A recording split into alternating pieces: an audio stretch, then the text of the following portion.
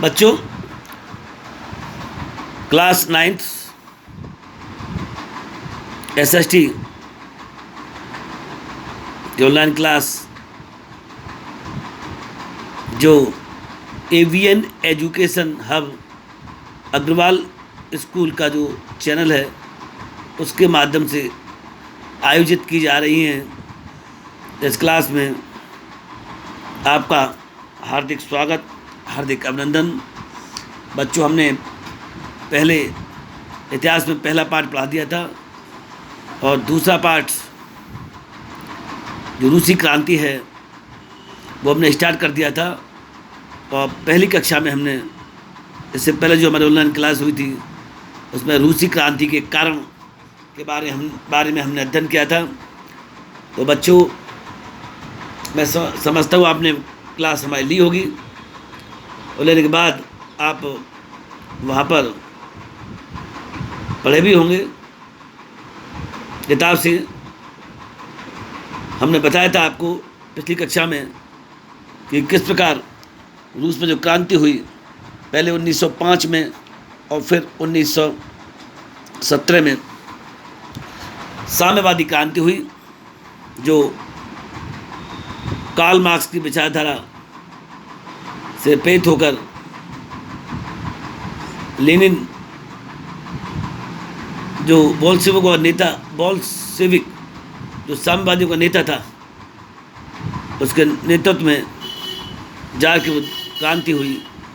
हमने क्रांति के कारणों के बारे में जाना। बच्चों, अब देखो, जो भी घटनाएं घटित होती हैं बच्चों, इतनी बड़ी क्रांति हो गई, उसके बारे में कहीं ना कहीं तो ये स्थिति आई होगी बच्चों कि कारण रहे और जार निकोलस द्वितीय और उसकी राजकुमारी, उसके कृपा पात्र व्यक्तियों को जनता ने पकड़कर मौत के घाट उतार दिया। ये सारी चीज़ें हमने पढ़ी। अब पढ़ने के बाद जब क्रांति स्थापित हुई तो क्रांति हो गई और सफल भी हुई रूसी क्रांति, और उसमें कई कारण हमने पढ़े। अब कारण के बाद हम पढ़ेंगे रूसी क्रांति के परिणाम।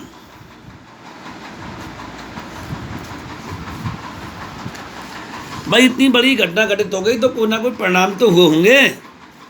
तो सबसे पहला जो कारण है जारशाही का अंत। बच्चों, रूसी जब क्रांति हुई उस समय रूस में जार निकोलस द्वितीय का शासन था। हमने बताया था उसकी गलत नीतियां, उसके गलत कार्य, जबरदस्ती रूस को युद्ध में झोंकना, 1905 में छोटे से देश जापान से हार जाना, इन सभी घटनाओं ने रूस के जार की पोल खोल दी और क्रांति हुई।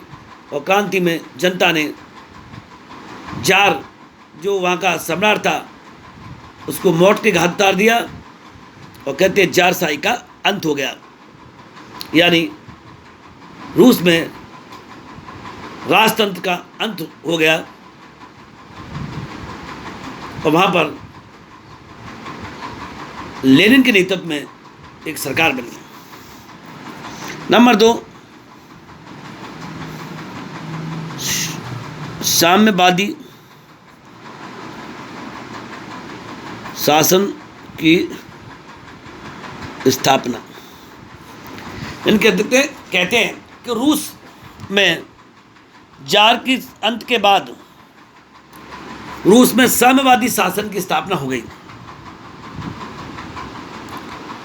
जो कि कार्ल मार्क्स की विचारधारा से प्रेरित था। बोल्शेविकों का एक संगठन था और लेनिन खुद मार्क्सवाद की विचारधारा से प्रेरित था। और जैसे ही क्रांति हुई, जार का अंत हो गया, अब कैसा शासन स्थापित किया जाए, तो रूस में कम्युनिस्टवादी शासन, जिसे साम्यवादी शासन कहते हैं, साम्यवादी शासन की स्थापना हो गई और वहाँ पर लोकतंत्र समाप्त और राजतंत्र और लोकतंत्र की जो नींव थी वहाँ से हिल गई और रूस से एक साम्यवादी शासन स्थापित हो गया। नंबर 3 में अपन लिखेंगे रूस में साम्यवादी स्थापना।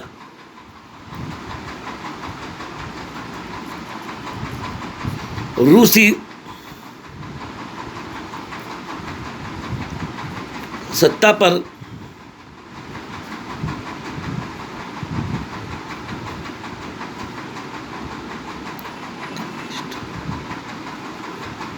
कम्युनिस्ट विचारधारा, जिसे समाजवादी विचारधारा भी कहते हैं।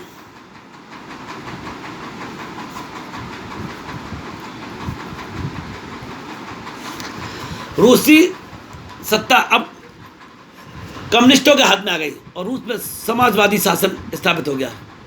यानी समाजवाद का अर्थ है कि देश की संपूर्ण सत्ता पर समाज का नियंत्रण स्थापित हो गया और पूंजीवाद का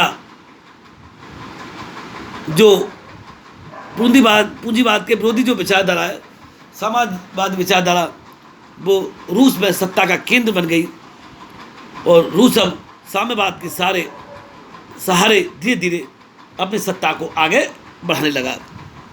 बच्चों, नंबर 4, रूस ने अब कई राज्यों को मिलाकर एक संगठन बनाया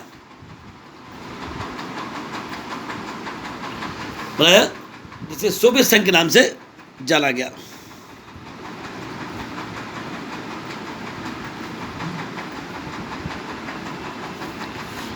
यानी 15 राष्ट्रों का एक समूह बना जिसका नाम था सोवियत संघ। अब रूस के स्थान पर जो नाम विश्व राजनीति में सामने आया उसे सोवियत संघ का नाम दिया गया। और सोवियत रूस ने जब प्रथम विश्व युद्ध चल रहा था अपने आप को प्रथम विश्व से अलग कर लिया और विश्व परिदृश्य में अब रूस के स्थान पर सोवियत संघ के नाम से उसका शासन जाने लगा। नंबर 5, गणतंत्रीय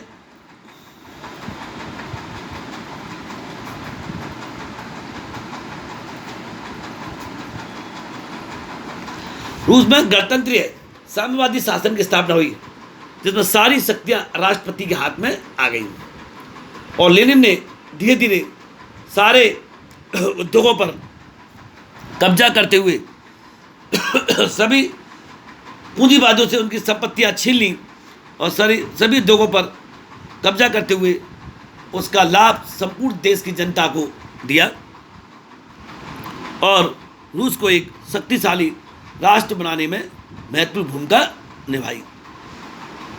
तो बच्चों, हम पढ़ रहे हैं रूसी क्रांति के परिणाम।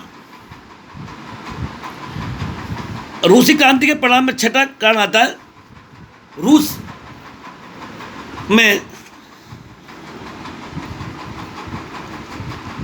पूंजीवाद के विरुद्ध